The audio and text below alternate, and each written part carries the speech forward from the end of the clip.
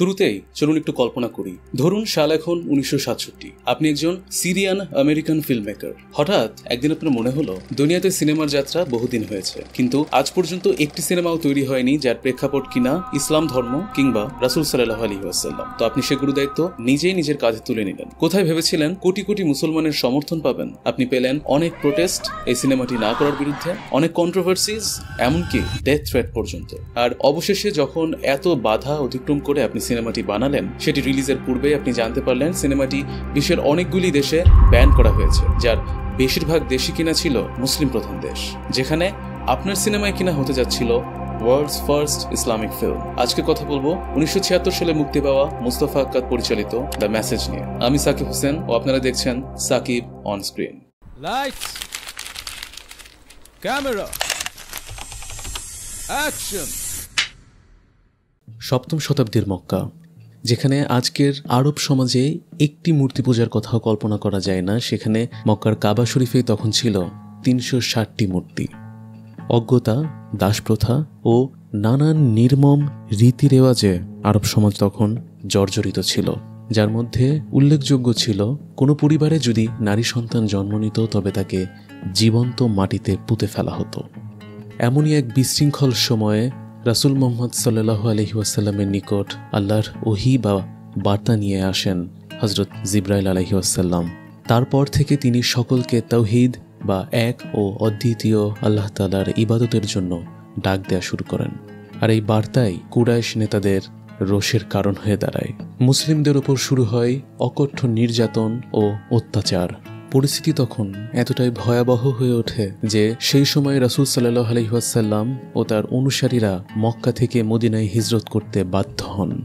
অতঃপর মদিনা থেকেই নতুন শক্তি লাভ করে ইসলাম এবং মক্কার সঙ্গে একাধিক সংঘর্ষ হয় তাদের।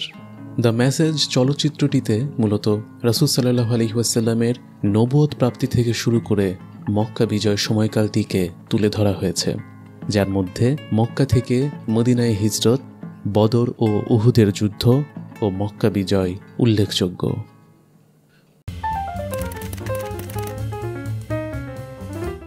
চলুন এক ঝলকে জেনে নিই দ্য মেসেজ ফিল্মটির যাবতীয় গুরুত্বপূর্ণ তথ্যগুলো।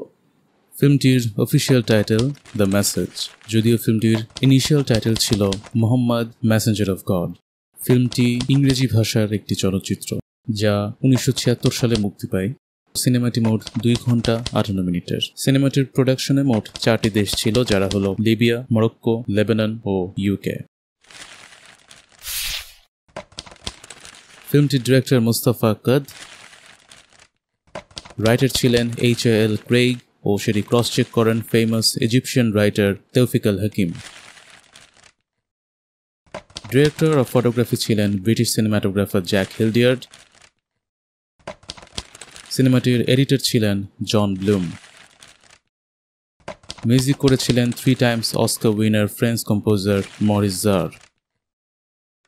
ফিল্মটির আর্ট ডিরেক্টর ছিলেন মারিও গারবুগলিয়া ও কস্টিউম ডিজাইনার ছিলেন ফিলিস ডালটন। ফিল্মটির বাজেট ছিল $17 মিলিয়ন। থিয়েট্রিক্যাল রিলিজ থেকে প্রায় $5 মিলিয়ন আয় করে ফিল্মটি। দ্য মেসেজ বেস্ট অরিজিনাল স্কোরের জন্য অস্কারে নমিনেটেড হয়েছিল। সিনেমাটির IMDb রেটিং 8.2 আউট অফ 10 ও রটেন টমেটোজে audience score popcorn meter 92%।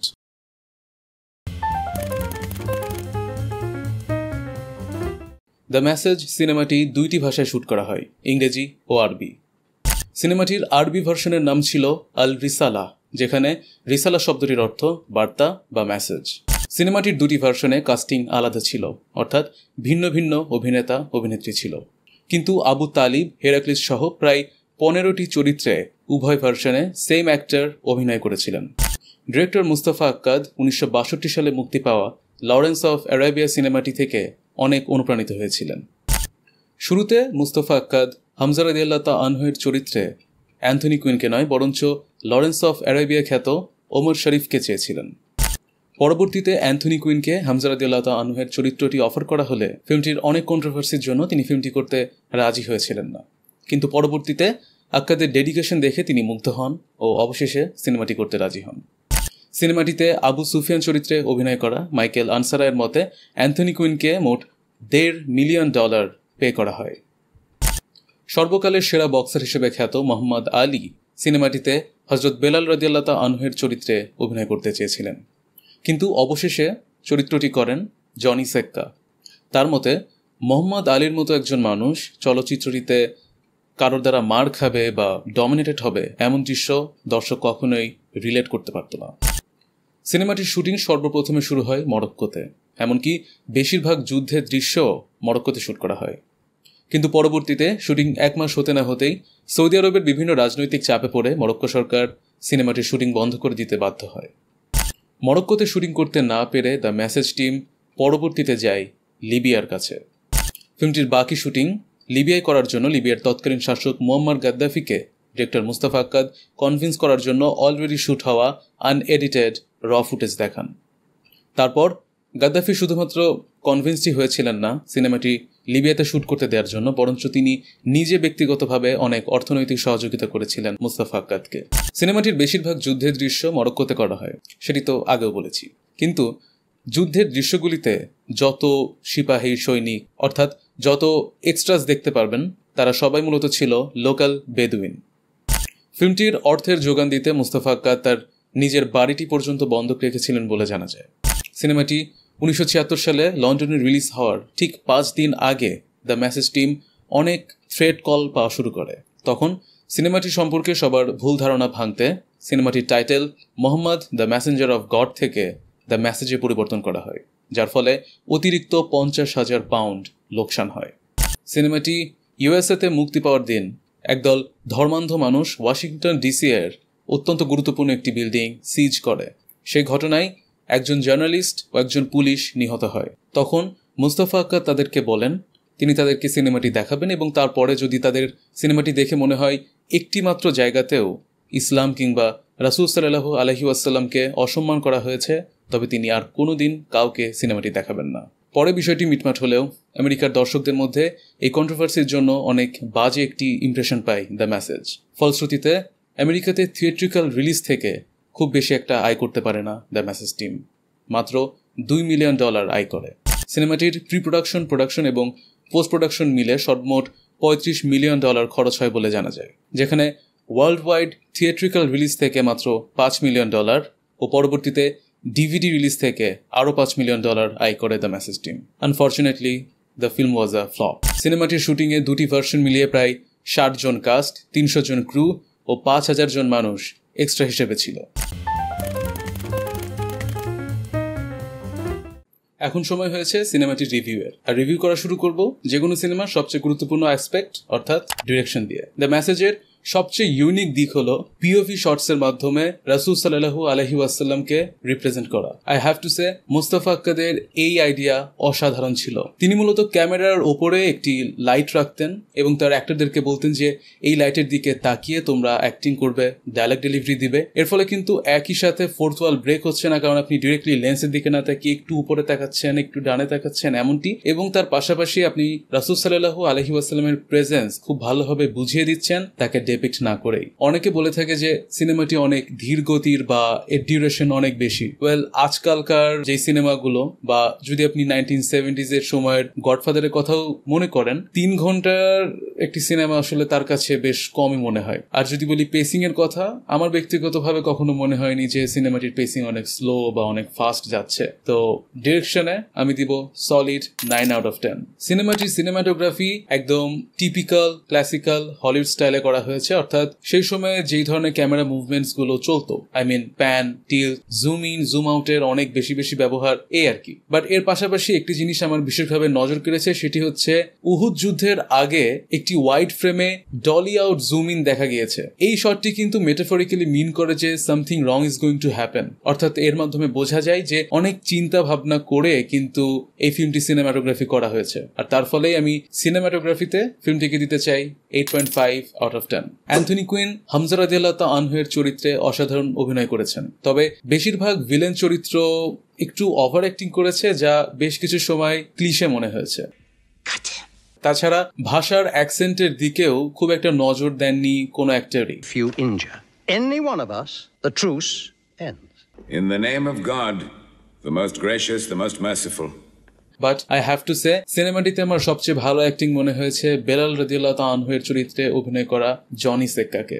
Johnny সেক্কা অনেক সময় এমনও হয়েছে যে তিনি কোনো ডায়লগ ডেলিভারি করেননি, তিনি জাস্ট দাঁড়িয়েছিলেন বা তিনি কিছুই করেননি, যে কোনো কিছু না করার মাধ্যমেই তিনি তার অ্যাক্টিং এর মাধ্যমে অনেক কিছু করে ফেলেছেন। এটাই আমার কাছে অনেক ভালো একটা অ্যাক্টিং। আর তার পাশাপাশি তার চোখের কাজ অসাধারণ। আর তার জন্যই আমি এই সিনেমাটির অ্যাক্টিং এর দিক থেকে রেটিং দিব 7.5 আউট অফ 10। সিনেমাটির এডিটিং যে আহামরি খুব ভালো কিছু ছিল বা বেশ বাজে কিছু ছিল এমন কিছুই নয়, খুবই ডিসেন্ট মডারেট একটা এডিটিং কিন্তু আমরা দেখতে পাই। বাট একটি কথা বলতে চাই, শুরুর দিকে আপনি দেখতে পাবেন যে বেশ কিছু ট্রানজিশনে ডিজলভ ব্যবহার করা হয়েছে, যেগুলো খুব একটা মিনিংলেস লাগেনি আমার কাছে। বেশ কিছু ক্ষেত্রে আমার মনে হয়েছে যে না, তার পেছনে একটি ডিপ আন্ডারলাইং মিনিং আছে।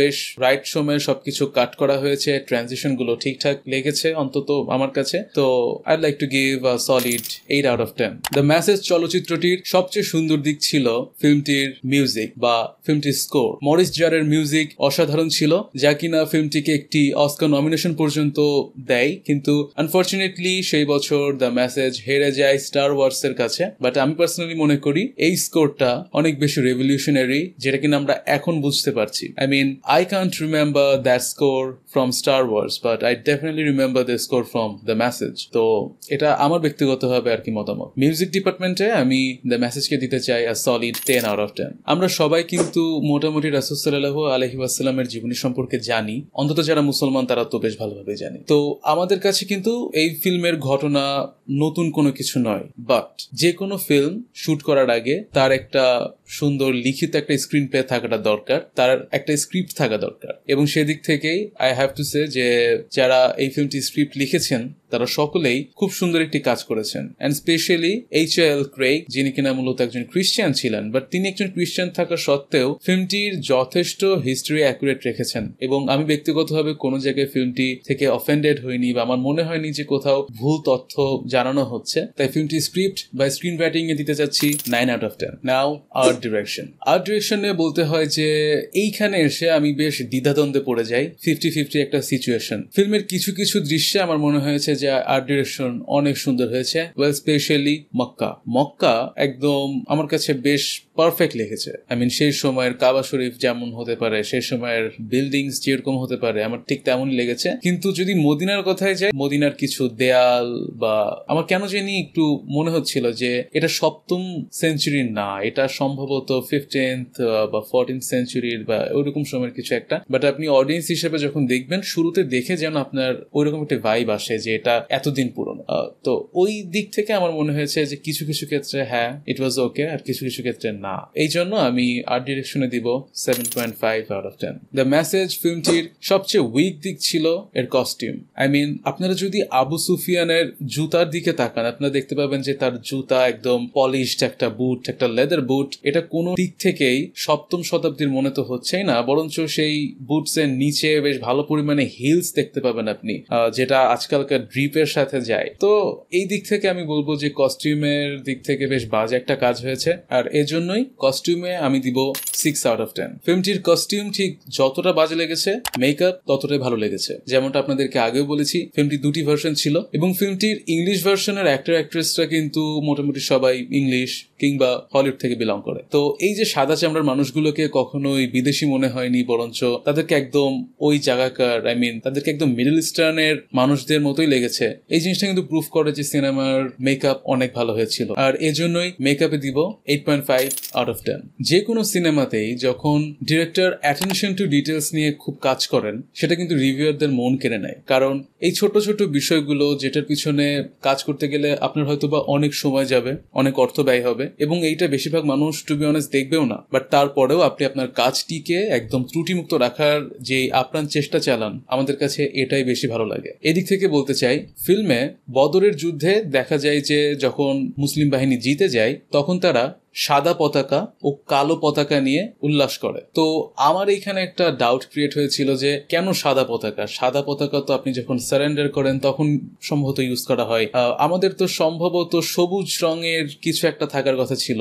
এটা কি আদৌ ঠিকঠাক হয়েছে নাকি তারা ভুল করেছে? এই জিনিসটি নিয়ে আমি যখন রিসার্চ করি, আমি দেখি যে সত্যি বদরের যুদ্ধে মোট 3টি পতাকার ব্যবহার করা হয়, 2টি রঙের, একটি সাদা রঙের পতাকা এবং 2টি কালো রঙের পতাকা। ফিল্মটিতে আপনি সাদা রঙের পতাকাও দেখতে পাবেন পাবেন, কালো রঙের পতাকাও দেখতে পাবেন। কালো রঙের পতাকা আমরা একটি দেখতে পাই, আমার ধারণা যেহেতু ফিল্মটিতে রাসূল সাল্লাল্লাহু আলাইহি ওয়াসাল্লামের পাশাপাশি হযরত আলী রাদিয়াল্লাহু তাআলা আনহু সহ আরো অনেকেই দেখানো হয়নি, এবং বদরের যুদ্ধে দুইটি কালো পতাকার একটি ছিল হযরত আলী রাদিয়াল্লাহু তাআলা আনহু এর হাতে, এবং এই জন্যই ফ্রেমে আমরা একটি সাদা পতাকা এবং একটি কালো পতাকা দেখতে পারি। বাট এর মাধ্যমে কিন্তু খুব ভালোভাবে এটা প্রমাণিত হয় যে তাদের অ্যাটেনশন টু ডিটেলস খুব ভালোভাবে ছিল, তারা অনেক অনেক রিসার্চ করেছে এবং প্রত্যেকটা জিনিস নিখুঁতভাবে করার চেষ্টা করেছে। বাট এই অ্যাটেনশন টু ডিটেলসটা যেরকম খুব ভালোভাবে আমার নজর কেড়েছে, আরেকটা জায়গায় অনেক বড় একটা ভুল করে ফেলেছে তারা, এবং সেটা হচ্ছে হিস্ট্রি অ্যাকুরেট হয়নি। ফিল্মে যায়েদ রাদিয়াল্লাহু তাআলা আনহু অর্থাৎ যিনি রাসূল সাল্লাল্লাহু আলাইহি ওয়াসাল্লামের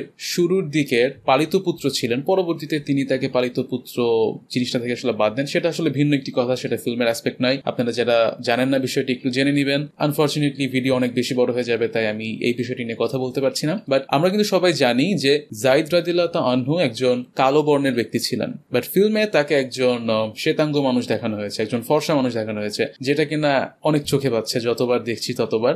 তাই এই দিক থেকে ফিল্মটার যেই এত সুন্দর একটা হিস্ট্রি অ্যাকুরেসি ছিল, এটা এই একটা জায়গাতে যে একদম ভেঙে যায়, এবং সেটা অন্তত আমার ব্যক্তিগতভাবে অনেক নজর কাড়ে, এবং এর জন্য আমি কাইন্ড অফ কাটাকাটি করে এখানে একটা মার্কিং করবো, হুইচ ইজ 7 out of 10। তো এই ফিল্মের টোটাল রেটিং হচ্ছে 8 out of 10।